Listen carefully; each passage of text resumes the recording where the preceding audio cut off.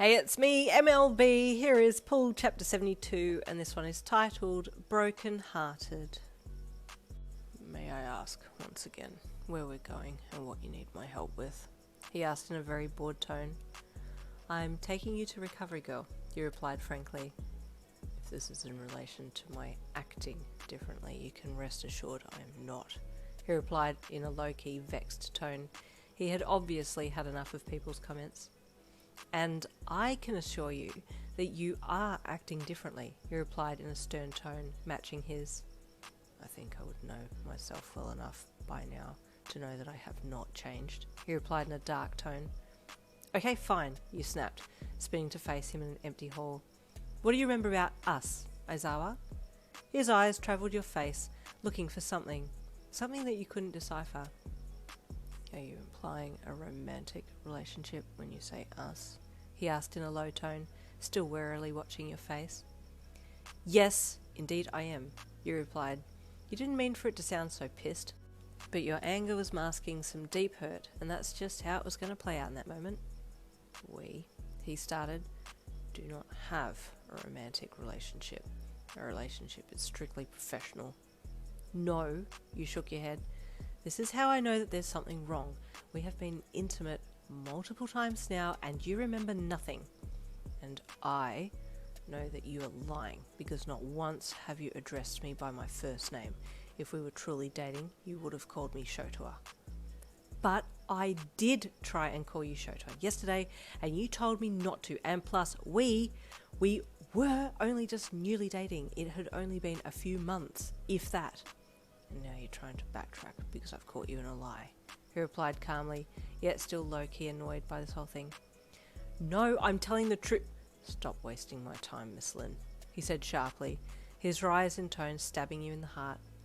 The hurt look on your face must have shown, despite how much you tried to hide it, and when he turned to leave you lashed out, extending your quirk and grabbing his arm with your hand. No, you said in a quivering voice. You're coming with me. I won't have you like this. Let go of me. No. Then I must use force. You can try, but I'm telling you now that I'm hurt. I'm pissed off and I'm a woman on a mission. Don't push me right now because I'm about to snap. You meant every word, and he could see that. Holding steady for a second, it looked like he was about to fight you, but then he nodded and relaxed, allowing you to lead him by the arm to Recovery Girl's office. She greeted you both kindly and you dragged Aizawa in and then closed the door and stood in the way, worried that he might try and escape before receiving treatment. What can I do for you? Recovery Girl asked. A number of people and myself believe that Aizawa is under the influence of a quirk, and we would like you to either confirm or deny this, and if it's revealed that he is indeed under the control of a quirk, please tell us how we can reverse it. Recovery Girl nodded and looked at Aizawa. How do you feel? She asked him. Fine, he replied. She then looked at you. What makes you think that he might be under the influence of a quirk? Briefly you told about the patrol day and what had happened, promising that you had student witnesses on hand that could write statements on what they saw, if Recovery Girl deemed it necessary. She nodded and thought for a second. Anything else? She asked.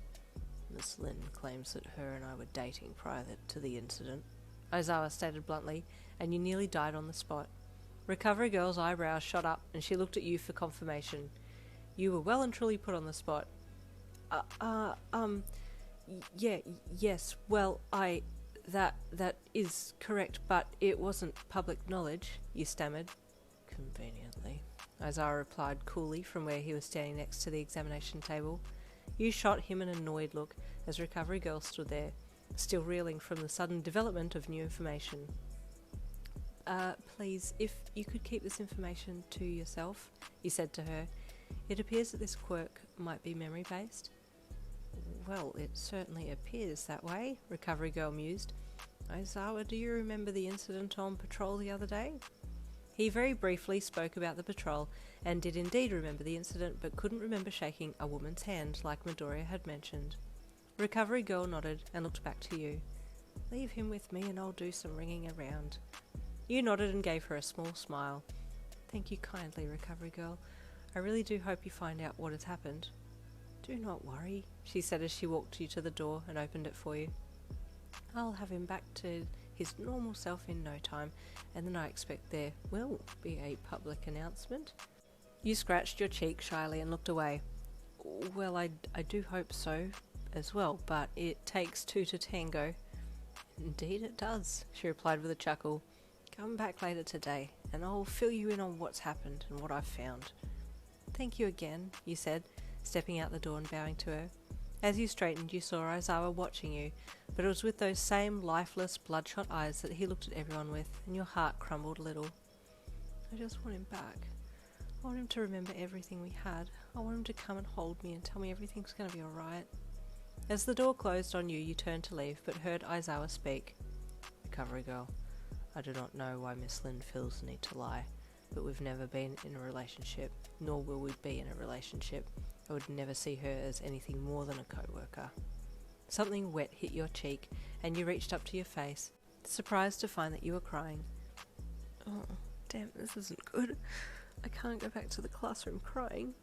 But the more you tried to stop the tears, the more they came, until your body was adding in sobbing cries to the mix.